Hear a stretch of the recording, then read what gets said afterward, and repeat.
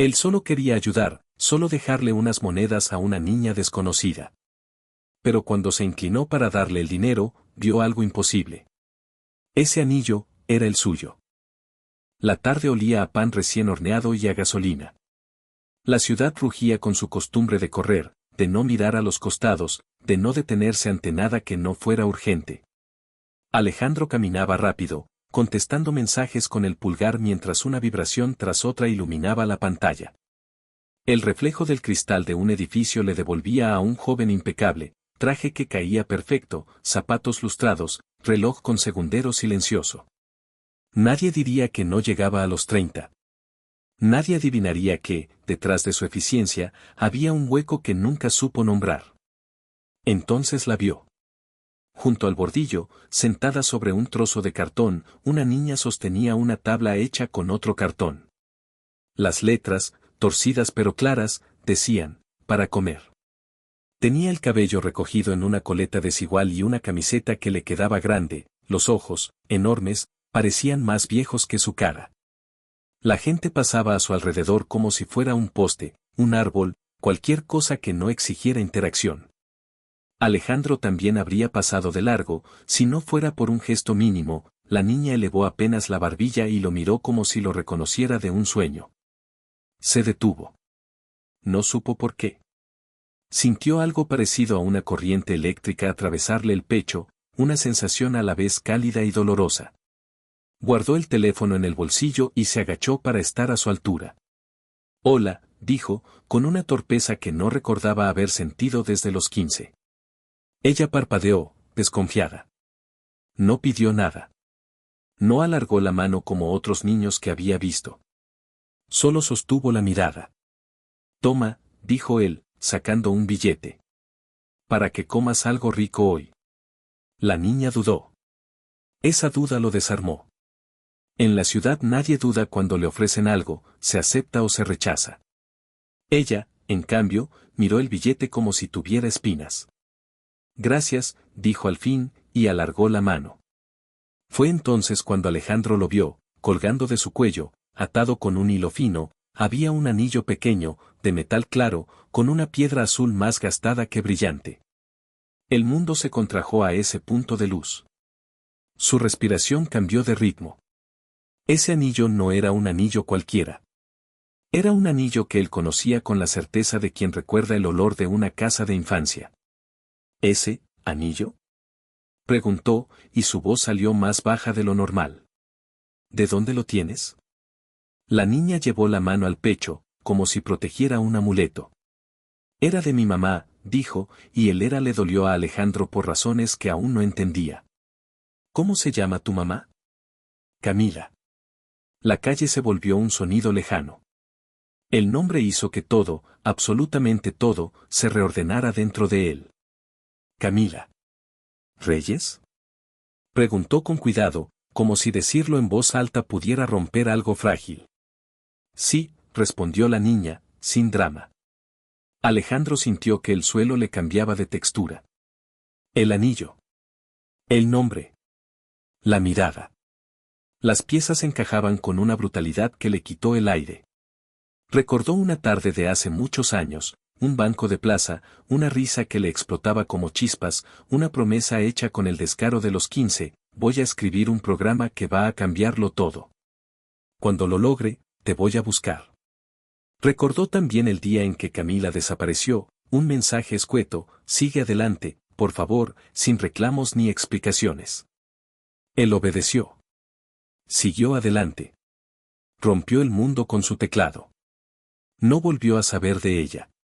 ¿Dónde está tu mamá ahora? Preguntó, tragando saliva. En el hospital, dijo la niña. Tuvo un accidente hace meses. No se despierta. Yo digo que es como si estuviera dormida, pero los doctores dicen otra cosa. Alejandro se agachó un poco más, como si al hacerlo pudiera entender mejor. ¿Cómo te llamas? Lucía. Lucía, repitió, y el nombre le supo a algo conocido. ¿Y por qué la cartulina dice para comer? Lucía bajó la mirada. Porque si pongo para mi mamá en coma, piensan que miento. Si pongo para comer, dan. Había una madurez en esa crudeza que lo hizo odiar un poco el mundo. Odiarse a sí mismo, también, por estar tan entrenado a mirar hacia adelante que no veía lo que quedaba a los costados. ¿Puedo ver a tu mamá?, preguntó, consciente de lo absurdo de pedir permiso a una niña. Lucía lo evaluó con una seriedad de adulta. No vio peligro en él. O vio algo que le resultó irresistible, un hilo que iba del anillo a los ojos de ese hombre. Sí, dijo. Pero primero tengo que terminar aquí. Siempre junto hasta que anochece. No hoy, respondió Alejandro. Hoy ven conmigo. Yo me encargo. No hubo autoridad en su voz, sino una suavidad nueva. Lucía, desconfiada por oficio, dudó otra vez. Luego asintió. Caminaban en silencio. Alejandro guardó el billete y sacó otro, más grande, sin mostrárselo. No quería que la niña sintiera que compraba nada con dinero. El hospital quedaba a 8 cuadras. Las recorrieron sintiendo que cada paso bajaba una pared tectónica entre su pasado y su presente. En el vestíbulo del hospital, el olor a desinfectante le entró como un recordatorio de que hay cosas que el dinero no limpia.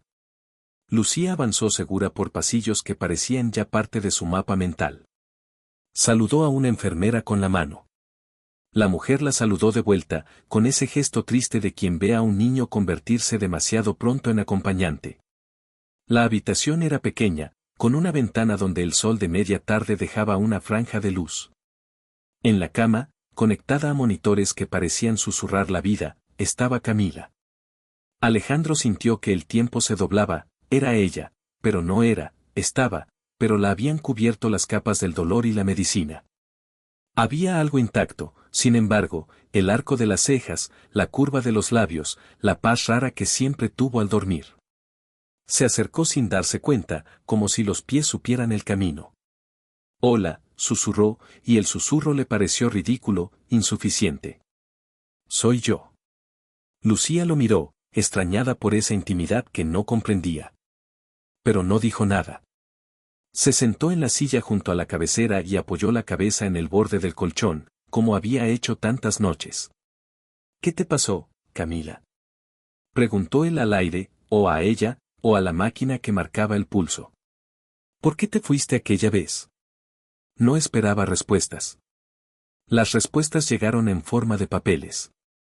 Una trabajadora social entró, vio a Lucía y a Alejandro y frunció el ceño. ¿Eres familiar?, preguntó, dirigida a él. Fui, dijo Alejandro, y se corrigió. Soy amigo. Y quiero ayudar. La mujer lo observó con el escepticismo de quien sabe que ayudar a veces es una palabra vacía. La madre de Lucía está en coma desde hace 4 meses, explicó profesional. Necesita un tratamiento de rehabilitación complejo. El seguro cubre lo básico. Lo demás se está retrasando. La niña miró a Lucía con ternura, hace lo que puede. Alejandro asintió. Sintió la urgencia calentarle la sangre. Quiero cubrir lo que falte. Lo que sea. La trabajadora social respiró como quien oye promesas a diario. No era la primera vez que alguien decía lo que sea para luego preguntar cuánto. Extendió una carpeta. Aquí están los presupuestos. Hay una clínica con mejor soporte para su caso. También están los informes de la escuela de Lucía. Ella va y viene. Se esfuerza. Es lista. Alejandro tomó la carpeta. No la abrió de inmediato. Miró a Camila. El monitor marcaba un ritmo que, por primera vez, le pareció reconocible. El mismo ritmo con el que, de adolescentes, habían corrido bajo una lluvia absurda riéndose de nada. El mismo con el que se habían besado sin saber todavía todo lo que un beso promete y amenaza. Lo haré, dijo al fin, sin grandilocuencia. Hoy mismo. Lucía lo miró como uno mira un truco de magia y busca el hilo. No encontró hilos. Solo un rostro que parecía haberse caído desde un recuerdo y, sin embargo, estaba allí, plantado, tomando decisiones. Los días siguientes fueron una orgía de papeles, firmas, llamadas. Alejandro descubrió que su eficacia corporativa, esa que lo había convertido en un nombre en revistas, era también una herramienta para cosas importantes. Consiguió traslado, una cama en rehabilitación. Pagó cuotas adelantadas. Contrató a una cuidadora para las horas en que él no pudiera estar. Hizo listas, armó horarios. Y, sin buscarlo, se encontró pasando más tiempo en el hospital que en la oficina. Por las noches, llevaba a Lucía a su apartamento, un lugar grande y ordenado que de pronto se le antojaba vacío, y le preparaba pasta con salsa de tomate, única receta que sabía hacer sin quemarla. Ella comía en silencio, mirando tímidamente por la ventana la ciudad de luces, como si fuera un cielo de otro planeta. A veces hablaban. A veces no. Cuando hablaban, lo hacían como dos náufragos que aprenden a nombrar las islas. Mi mamá me leía, contó Lucía una noche. Le gustaba subrayar cosas. Yo no entendía por qué estropeaba los libros, pero luego los leía con las rayas y era como si me hablara dos veces. Yo subrayaba código, sonrió Alejandro. Es como subrayar un libro, pero en otro idioma. Ella se reía de mí. ¿Se reía mucho? Todo el tiempo, respondió, y una nostalgia luminosa le atravesó el pecho. Se reía de todo. Lucía jugaba con el anillo que llevaba al cuello. ¿Te lo dio ella? Preguntó Alejandro un día. Sí. Dijo que era importante. Dijo que me lo quedara cerca del corazón porque alguna vez me diría de dónde venía. Pero luego, hizo un gesto con la mano, como si la vida fuera un vaso que se vuelca. Alejandro tragó. Quiso decirle, te lo di yo cuando tenía 15, pero se calló. La verdad parecía un animal delicado que prefería acercarse sola. Al tercer domingo, él llevó a Lucía a un parque. Compraron helado. Había música de un hombre con guitarra y una niña que bailaba descalza. Lucía se quedó mirándola largamente. ¿Te gusta bailar?, preguntó él. Me gusta correr, respondió. Antes corría con mamá por el pasillo. Hacíamos carreras con calcetines, entonces resbalábamos y nos caíamos y nos reíamos tanto que los vecinos golpeaban la pared. Aquella imagen, dos personas corriendo con calcetines en un pasillo, se le quedó pegada a Alejandro como una foto que uno no sabe de quién es y, sin embargo, la guarda. Quiso prometerle que harían carreras allí mismo, pero se contuvo. Aprendía rápido, prometer es peligroso cuando el mundo todavía no da permiso. En la clínica nueva, Camila parecía más cerca. No había cambios espectaculares, pero la piel tenía otro color, la respiración encontraba una cadencia menos esforzada. Los médicos hablaban de estímulos, música, voces, luz suave. Planearon horarios para que Lucía hiciera tareas junto a la cama, para que Alejandro leyera en voz alta los libros que Camila subrayaba.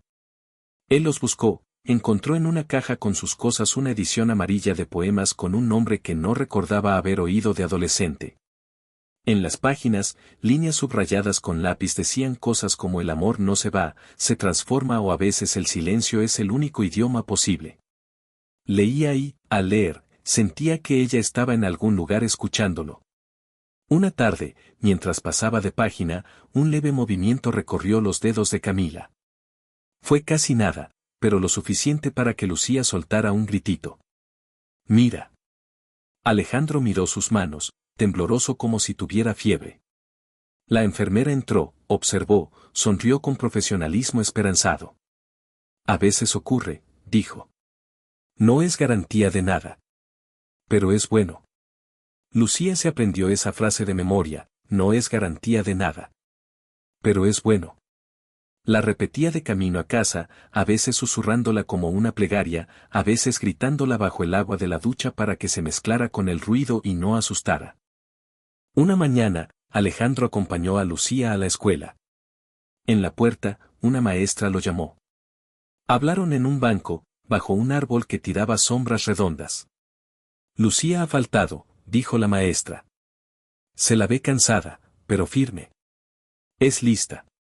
Está adaptándose a una vida que no debería conocer tan pronto. No le pido más tareas. Le pido más infancia. Alejandro sintió que un juicio silencioso lo tocaba el hombro. No lo esquivó. Lo merecía. Haré lo que sea, dijo. Quiero que vuelva a casa cada día sabiendo que el mundo tiene algo bueno para ella. Tal vez ya lo sabe, contestó la maestra, y su mirada aterrizó en el anillo. Tal vez solo necesita que ese algo bueno no se vaya. Esa tarde, sentados en la sala de espera de la clínica, Alejandro se armó de valor. Sabía que la verdad debía llegar desde él, no por accidente. Lucía, dijo, el anillo que llevas, lo conozco. Lo compré cuando tenía 15 años y se lo regalé a tu mamá. Yo no sabía, le tembló la voz, yo no sabía que existías. Ella no me lo dijo. Creo que no quiso desviarme. Yo hablaba demasiado de éxito y poco de humanidad. Si te hubiera conocido entonces, no sé si hubiera sido quien soy. Pero sé que me faltó algo todos estos años, y ahora sé qué era. Lucía no lloró. Lo miró con esos ojos antiguos, como si verificara si la pieza nueva encajaba en el rompecabezas. Luego, muy despacio, se levantó y le puso el anillo en la palma. Llévalo, dijo. Hasta que mamá pueda ponérmelo ella. Alejandro cerró el puño. El metal chocó con su piel y el frío le pareció una forma de verdad. No era un trofeo. Era un puente. La noche que todo cambió fue una noche de lluvia fina. Lucía dormía en el sillón de la habitación, enroscada bajo una manta que había traído de su casa, olía a lavanda y a otra vida.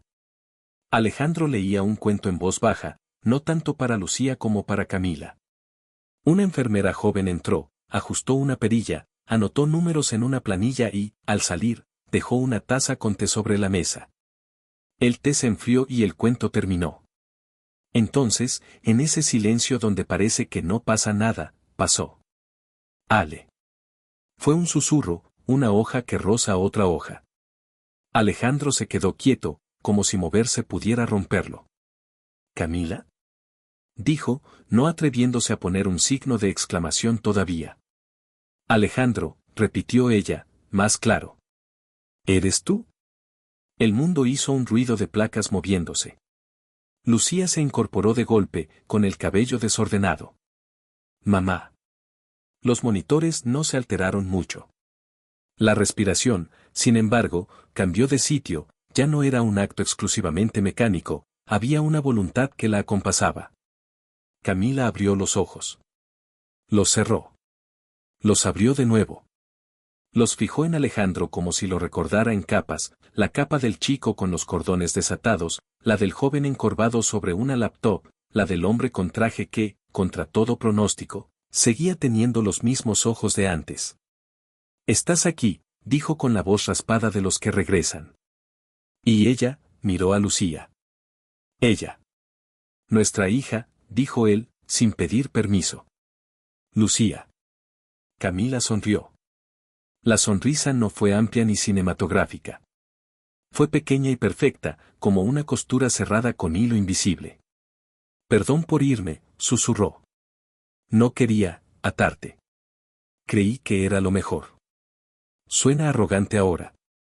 Y tal vez lo fue. «Yo tampoco te busqué», respondió Alejandro. «No pregunté lo suficiente. Me escondí en el trabajo.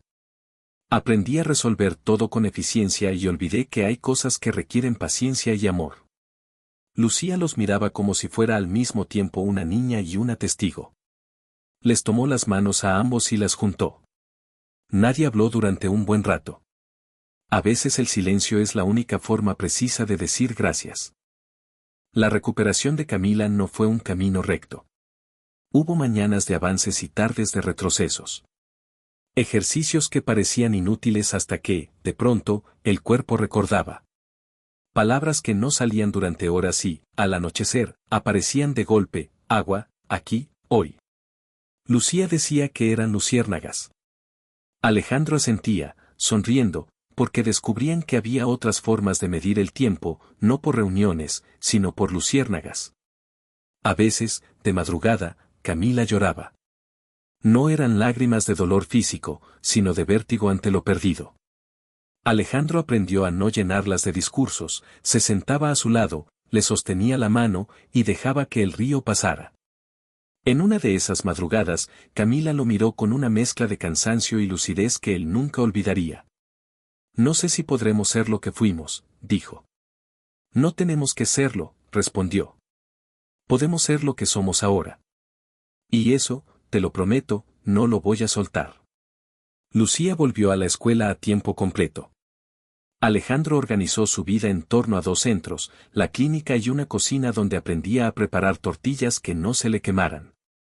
Descubrió que cortar verduras podía calmarlo, que lavar platos podía ser una meditación, que sacar de la mochila de Lucía un dibujo arrugado y pegarlo en la heladera se parecía mucho a ganar un premio del que nadie escribe. Aprendió también a decir no a ciertas reuniones y sí a tardes en el parque. Un día, la trabajadora social le preguntó si quería formalizar su vínculo con Lucía mientras Camila se rehabilitaba. La palabra tutela apareció en formularios y oficinas con sillas incómodas. No hubo oposición. Hubo firmas, hubo fotos de carnet con sonrisas mal enfocadas, hubo incluso un funcionario que le dijo felicitaciones con una voz tan cansada que igual lo conmovió. ¿Quieres llevar mi apellido? Le preguntó a Lucía una tarde, no como condición, sino como ofrecimiento. Ella pensó y dijo lo que nadie se atrevía a articular. Quiero llevar los dos. Porque soy de mamá y también soy tuya. Así fue. En el timbre de la casa aparecieron 2 apellidos, y en la puerta de la habitación de Lucía colgaron una hoja con letras que ella dibujó con marcadores, Lucía Reyes Larraín, con la tilde donde correspondía porque Camila, incluso desde la rehabilitación, corrigió por teléfono la ortografía. El día que dieron de alta a Camila, salieron de la clínica despacio, como si cruzaran un umbral que no admitía apuro. El sol les pareció un personaje nuevo. Camila llevaba un gorro de lana que Lucía había tejido con puntos imperfectos y colores imposibles. Alejandro empujaba la silla de ruedas como quien empuja un futuro. Subieron al auto sin música.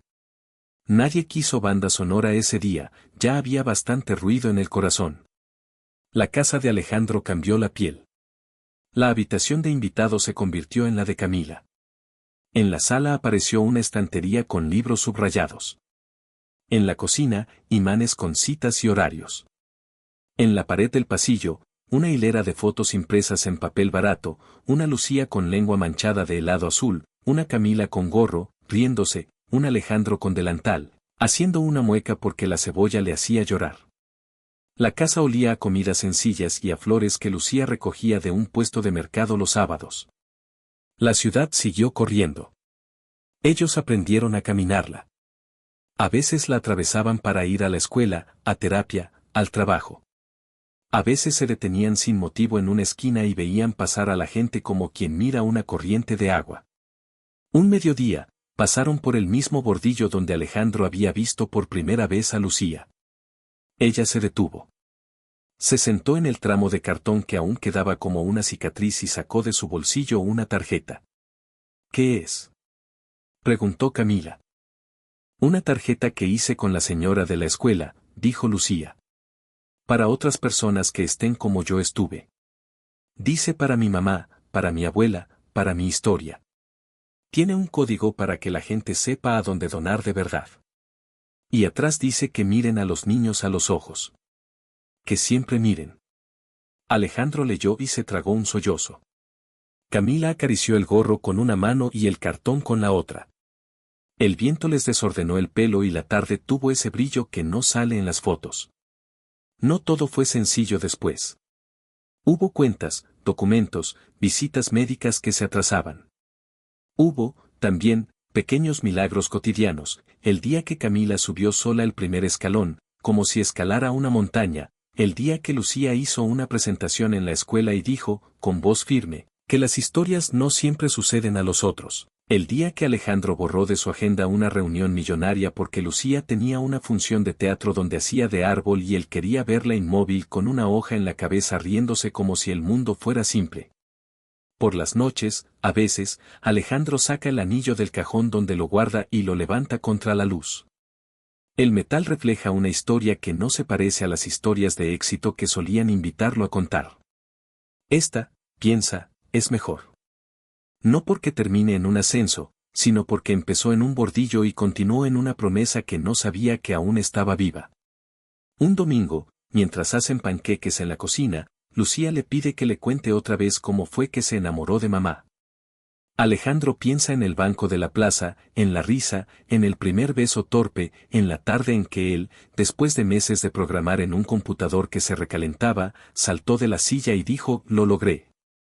Y Camila le bailó una canción inventada en la cocina. Les cuenta esas cosas con palabras sencillas. Camila, sentada en un taburete, lo escucha y asiente en los lugares donde la memoria le pone señales. Yo también me enamoré de ti ese día, dice Camila, cuando te vi llorar sin esconderte porque un programa por fin funcionaba. A mí me gustan las personas que lloran cuando algo importante ocurre. Tú lloraste. Yo también. Lucía aplaude con las manos manchadas de harina. Se acerca a él y le pide el anillo. Alejandro se lo entrega. Ella lo sopesa con ceremonia y se lo coloca de nuevo alrededor del cuello. Ya me lo puede poner mamá, dice, y Camila, con una delicadeza que aún a veces le tiembla, ajusta el hilo. La ciudad, mientras tanto, sigue produciendo ruido y prisa. Pero ha aprendido a dejar en paz a quienes caminan con otro tempo. En la puerta de la escuela, una madre pregunta por el anillo. Lucía le cuenta una versión breve. La mujer se queda en silencio. Se dan un abrazo que nadie les pidió. Esa noche, cuando apagan las luces de la casa, Camila dice gracias desde el umbral. No es una palabra nueva, pero suena distinta, como si viniera de un lugar más amplio. ¿Por qué? Pregunta Alejandro, ya sabiendo la respuesta. Por haber mirado, dice. Por no pasar de largo. Él sonríe en la oscuridad. Piensa en el bordillo, en el cartón con letras torcidas, en unos ojos enormes que le devolvieron, por fin, el mundo. Se acuesta y, antes de dormir, entiende por qué aquel anillo fue su brújula, no porque valiera mucho, sino porque apuntaba hacia lo que realmente importa. A la mañana siguiente, Lucía se despierta temprano para preparar un sándwich extra. En el camino a la escuela lo deja en el bordillo, junto a la tarjeta que dice que miren a los niños a los ojos. Sonríe. Corre a alcanzar a sus padres. Los alcanza. Y, por primera vez desde que recuerda, siente que todo empieza donde debe, en el centro exacto de su propia historia.